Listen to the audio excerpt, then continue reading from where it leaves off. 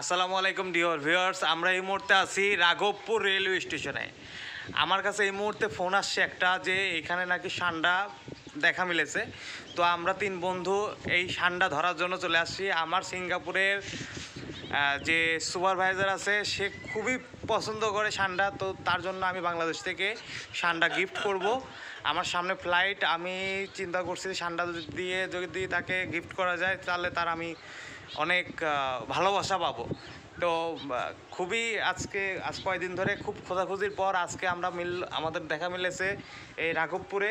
তো আমরা তিন বন্ধু ধরার জন্য আসছি, 4-5টা খুঁতি নিয়ে আইছি। তো আপনারা আমার সাথে থাকেন, ইনশাল্লাহ সান্ডা আজকে ধরেই নিয়ে যাব এখান থেকে।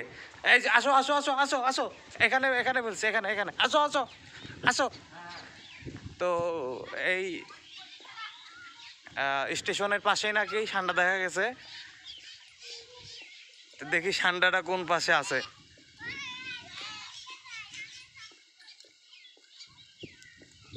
তো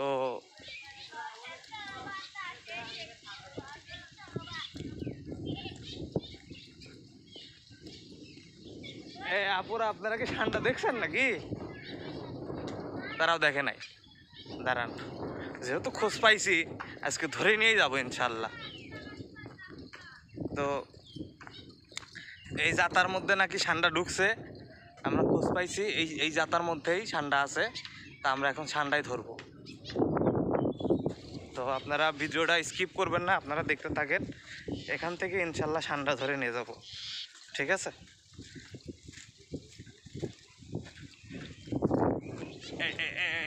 ঠিক এই জায়গায় ঠান্ডা আছে, ঠিক এই জায়গাতেই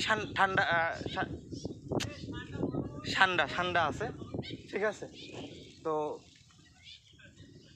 এই এই এটা লাঠি লিয়ায়। আরে না, ধরা লাগবে না।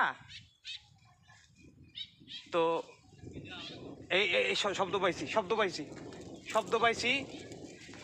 এইবার বেরো। তো বন্ধুরা, আপনারা দেখতে থাকেন। হয়তো নেক্সট পার্টে আপনাদেরকে দেখাবো যে কত বড় সান্ডা আমরা ধরেছি। ধন্যবাদ।